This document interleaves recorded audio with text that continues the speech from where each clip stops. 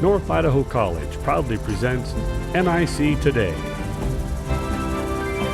an informational news magazine that highlights the people, programs, and campus life at North Idaho College and the surrounding community.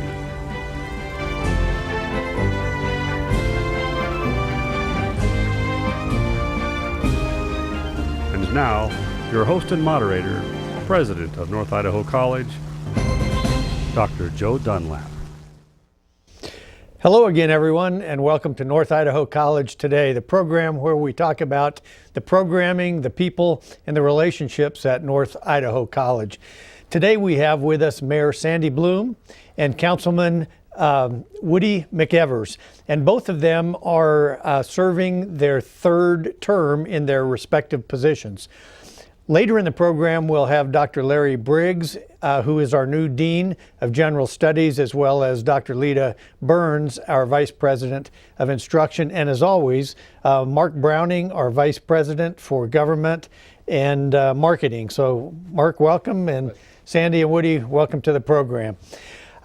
We'd like to get a perspective from you over the last 12 years where you've served the city and the relationship with the college and the changes that you've seen. Now, I know that's a pretty large, open-ended question, but I think it's important to emphasize the relationship. The college has been here for 80 years, and we're celebrating that this year. And so, Mayor Bloem, could you talk a little bit about some of the changes that you've seen and some of the major accomplishments that have happened during your tenure as mayor? Are you specific with the college or all across the board? Well, just all across the Yeah, board. right. Well, that's a hard one. In 12 years, there's been Sure. a lot of changes, but I relish the ones with the college. I do. As you know, we've planned for decades to make a difference down by the college and to acquire the land, which North Idaho College did. But the partnership that took place and that piece of property and what might happen here for the future, I'm really proud to think that this city played a big role in that. I had the opportunity to go to Portland during that time to the Mayor's Institute, and then they came here. And the reason they did was because they could see what incredible value there was with the college and the land that was available and the partnership with the city. So that's probably one of the biggest changes that I've seen in a lot of the years that have gone by, is that while we've talked about it, we were never able to make it happen. And certainly didn't want to see the mill go away, but we're thankful that if it had to go away, this is the result. Well, the higher education campus really is a wonderful addition to the city, and it helps with our collaboration with Lewis Clark State College and University of Idaho. And we have a tremendous opportunity for our students in Coeur d'Alene and in the region to get an associate's degree and work all the way through a doctorate degree without ever having to leave Coeur d'Alene. Now, in addition to the relationship with the college, what changes have you seen in the community in the last 12 years? Oh, boy. Well, you've probably heard me say this before because I use it all the time. A very good mayor out of Charleston once said that space only becomes place when you endow it with value and you get to know it better. And I think over the 12 years, that's probably what we've done best. If you look at this space we're on, if you look at the space that is now the Kroc Center, the space that was the library, the space that was Midtown that's been redone, the space that where Ramsey Ball Field is today, Government Way, on and on and on. We've taken spaces as a city, I think, and as a team, and we've created places. And if I think back over my 4 generations here, I think Coeur d'Alene always had an understanding of what its sense of place was long before those words were used. So if I have to look back, I'm going to say that we've created more and more about place. Okay. And Woody, from your perspective, can you give us an idea of the things that you've seen change here in Coeur d'Alene?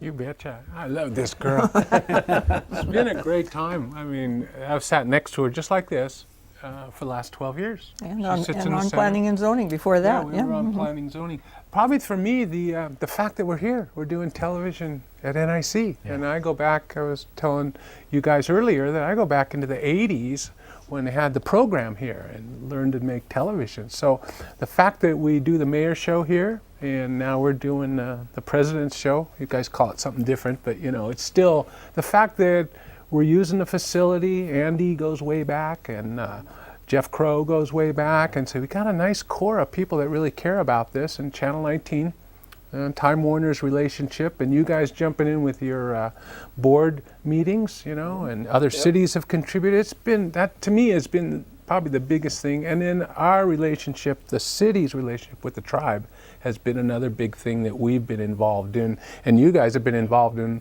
a whole lot longer. I don't think I realized that. It feels like we all brought it together, you know, so. When you look at those relationships, where do you see things going now in the future to both of you? I mean, we look back on 12 years, and I don't think there's anyone that would say, wow, Coeur d'Alene is certainly, and this area is certainly a much different place than it was 12 years ago. Where do you see it going 12 years from now and beyond? Well, we hope, I think, that it's going to progress, continue to progress, and it's hard to break down true, good relationships. So if in the process we have built relationships, and I hope you're right, and teams, I don't think those will break down. And if that's the case, then I see Coeur d'Alene continuing to grow. We know we're going to grow population-wise. People want to live in this area, and we're going to have to grow economically and job-wise and so forth. I think that's going to happen. It's through relationships. You know, Woody, you mentioned the relationship with the tribes and the college, and I think we're all, you know, we kind of figure it out as we go. You know, there's no blueprint. There's no master plan that says, okay, you do X and then Y and then Z, and then, you know, everything falls into place, because every issue is a little different, and every nuance is a little different within those issues. But do you get a sense now, when you talk to your peers in other towns, and you know, you mentioned the Mayor's Leadership Institute, do you get a sense when you talk to those folks that they're watching what we do here and how we do things as a model after which other folks can follow, or are we more following other folks? Which side do we see that going? I would make one comment from that perspective, is that the mayor had created that quarterly mayor's meeting. What do you call that? North Idaho mayors. Yes. Yeah, and she would gather up all the mayors from all of North Idaho, right down to Moscow, would come up and meet as mayors and talk about what they've all learned, and maybe you can elaborate more. I've gone to a couple of them. It's always pretty cool, you know, to see all these mayors getting together to Just share. get your heads together. Yeah. And a lot of those are mayors from very small towns that don't have the ability that we do to attend some of the state meetings or beyond, and to do, so we've shared our expertise. So are we a model? Yes, I think so. And I will tell you, I've actually been almost embarrassed at a couple of the national meetings I've been to, because people will say, you did what? You're not meaning me, but our city. Right. How did you do that? How did you, how did you have snow gates? How is it use beet juice? It's the simplest of things sometimes. Or mostly, though, they really are attracted to our partnerships, like the partnerships with the college, the partnership with the cities that surround us for economic growth. So I think we are a model. I'd like to think we are. Well, speaking of economic growth, I've been talking with Kootenai Health, and when you look at the demand for health sciences, it's huge. And we've seen Kootenai Health expand quite a bit with future plans to add different specialties in terms of doctors and technicians to their roles. And NIC clearly has a role in training those individuals and educating those individuals to help support that. So in addition to healthcare, what kind of growth do you foresee in the future in this region? You have one, Woody? But I still think light manufacturing will be an area of growth. I think those kinds of things where you can run a business or have a profession or whatever, where you're not having to be attached to a certain city particularly, because we do offer a quality of life here. I think our city and our surrounding area is very keen about our environment, so I see only clean jobs clean, I don't see anything being able to even get its arm in the door, so to speak, because we are very keen on our environment here. Yeah. And I think that also kind of supports the fact of the college, the fact that the education corridor is, what can that be? I mean, I can't even hardly imagine what it can be, whether you guys know, but it will become something. And the sewer treatment plant being there, that's huge technology for the future. Plus, just isn't teaching a good job? Education, right? It is, and our faculty and staff are really committed to the teaching and learning process and feel enormous sense of pride in what the college does, as well as empathy for the students, because we get students from all socioeconomic walks of life. And at graduation, it'll bring tears to your eyes when you hear the stories and the barriers that these students have overcome to achieve their educational goals. The higher education campus will preserve our ability to grow for at least the next 50 years, if not longer, because prior to developing that mill site, we were more landlocked, and so we have tremendous opportunity, and we're looking at opportunities to expand classrooms and other facilities in partnership with LCSC and University of Idaho. You know, one of the things that I look at too is with partnerships and moving forward is, you know, how do you get multi-governmental agencies to work together, you know, between the college and the city and the county and those different departments. I think it really speaks loudly to the leadership that we all follow with folks like yourself, Mayor, that, you know, has made these kinds of things a reality, where you took a mill that was shutting down and jobs going away, and now you look at what we're able to have there. It's really a testament to some vision there, and so thank you very much for that. We will forever, generations, be really grateful for that. No, thank you. And again, it's a partnership. It's all of us together, all of us being able to sit around one table with some vision and say, we can work together. And it works well when you do it that way. Well, Mayor Bloem and Councilman McEvers, I want to thank you very much for being with us today. It's been our pleasure, and we appreciate all you've done for this community. So thank you very much. Thank you, Joe. Thank you. Thanks, Joe. One of the things that we see here on campus every year is the Associated Students of North Idaho College, ASNIC, that group puts together a program called Footsteps, and it is designed to help raise awareness about issues of diversity, not only in our community but here on campus, and we thought it would be a good opportunity to take a look and see what Footsteps has brought us this year. Good job, you guys. Thank you for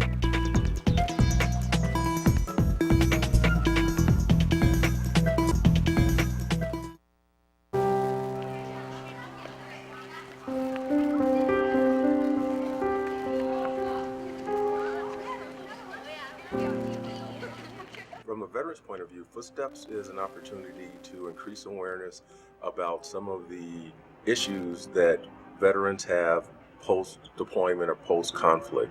A lot of people don't understand the hardships that veterans face, the physical hardships, the psychological and emotional hardships, and the long-lasting effect of those hardships. So Footsteps is an opportunity to explain those hardships and the ongoing effect of those hardships for the veterans. Footsteps is essential for students here at NIC because it's put on by students, but most of the participants are students as well. And as you go through the exhibit, you experience what it may be like to experience those problems as someone who is experiencing those injustices. Going through this program, I've seen a lot of things that I was not previously aware of, and it really opened my eyes. It's in all parts of our culture and other cultures. I believe that it's an eye-opening experience and everyone should come do it. My father was paid a fee for me. I work from when the sun comes up to 1 in the morning, 7 days a week. One of the things that this exhibit does, and like seeing stuff that we can relate to in our own community, brings it more to the forefront to deal with, because a lot of these things you think happens elsewhere, or you think doesn't affect you, but when you go through it in a group, you can see that different people are affected by different ones. If we can each do one little thing, and that might just be being part of one of the clubs here on campus, or choosing where we shop more wisely, just one little thing to to stop perpetuating those issues of social injustice and oppression. If you know someone who's going through it and they're not talking, speak up for them because they might not have a voice for themselves.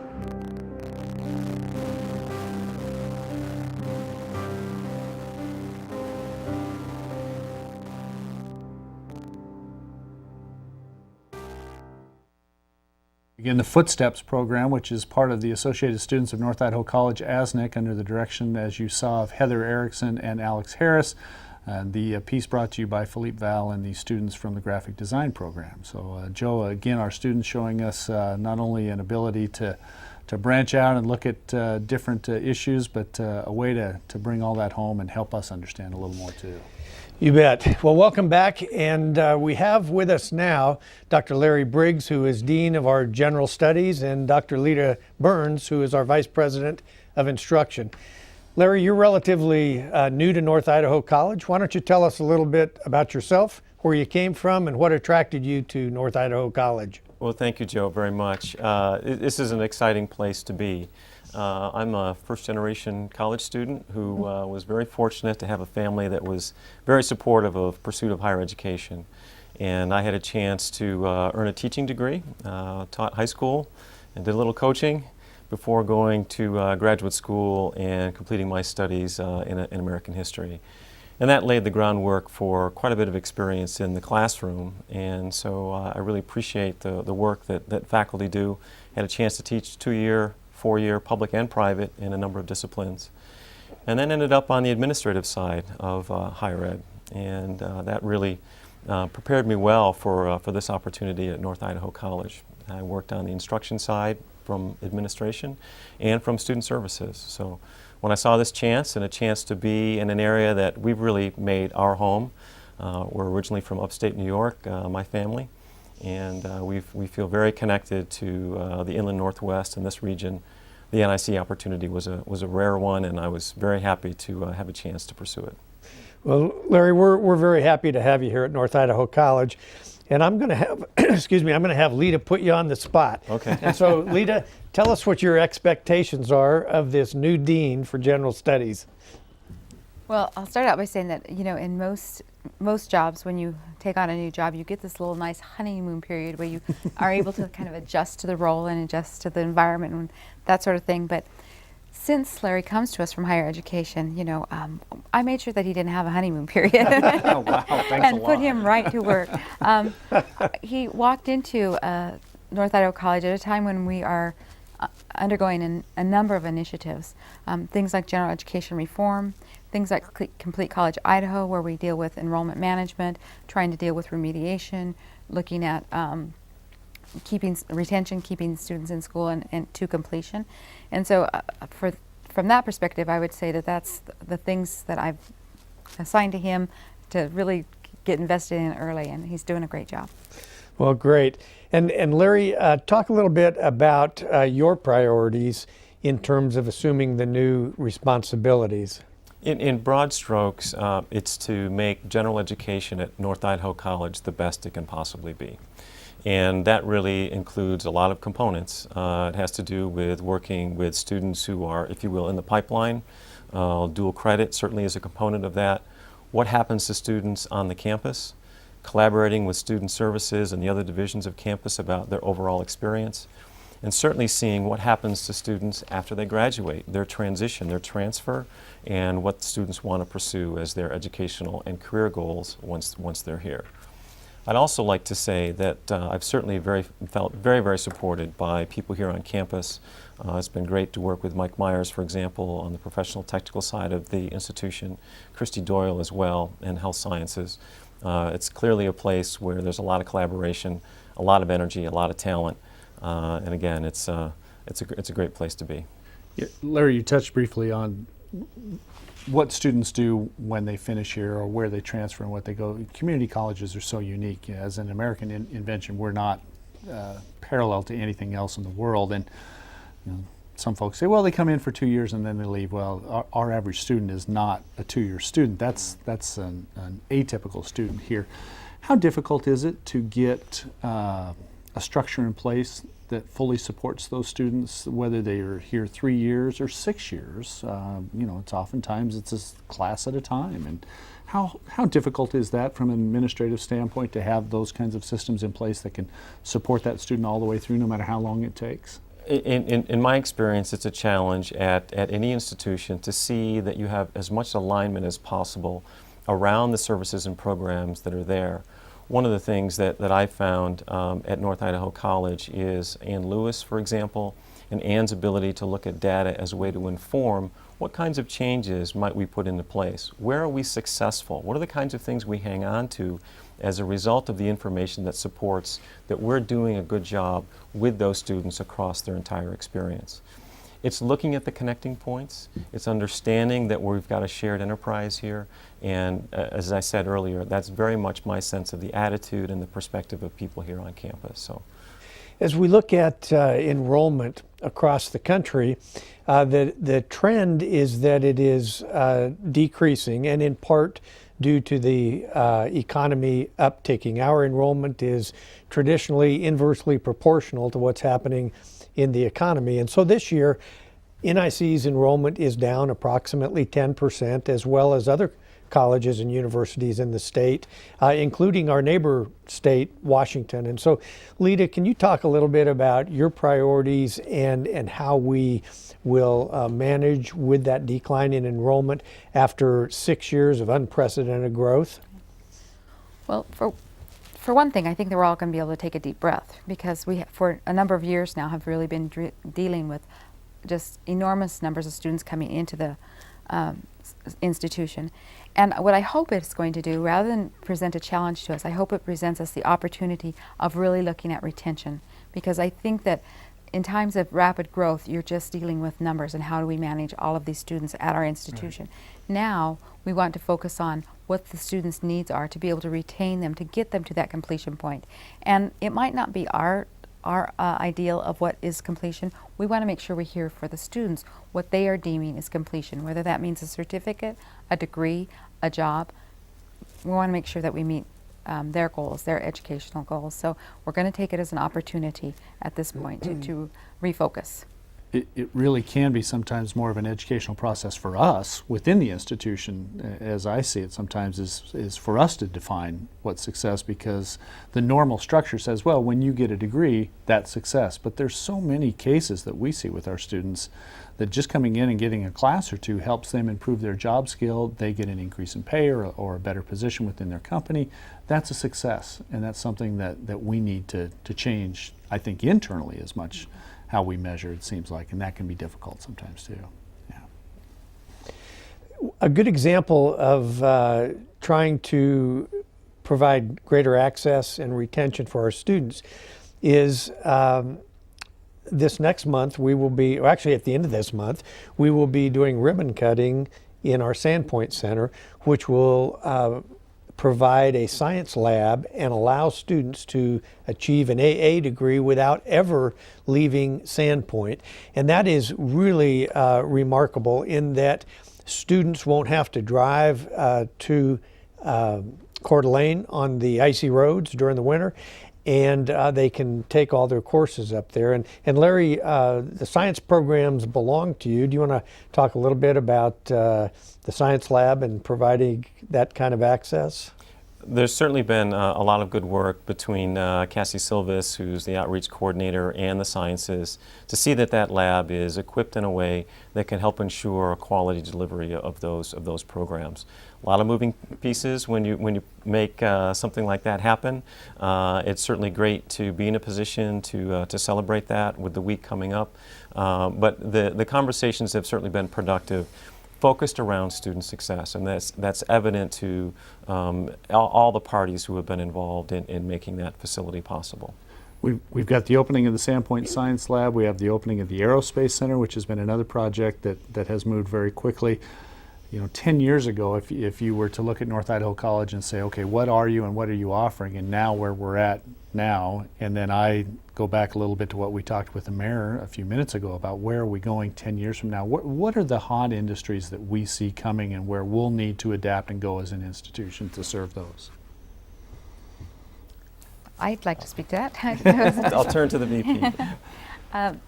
Without a doubt, I think that as President Dunlap mentioned earlier, increase in the health professions. I really think that we want to continue to grow with our community industries in that arena, so that's going to be important to us. And then really adapting to the manufacturing. I think we've responded well at this point to the requests in relation to manufacturing, but we are going to need to keep pace with that as well, and we'll do that through the aerospace program and also through our existing programs that prepares people in the manufacturing arena. So those two, I think, are definitely going to be the direction we're going to be going. And then I think that we will continue to support the foundation for our STEM students as they pursue higher degrees at the University of Idaho, LCSC.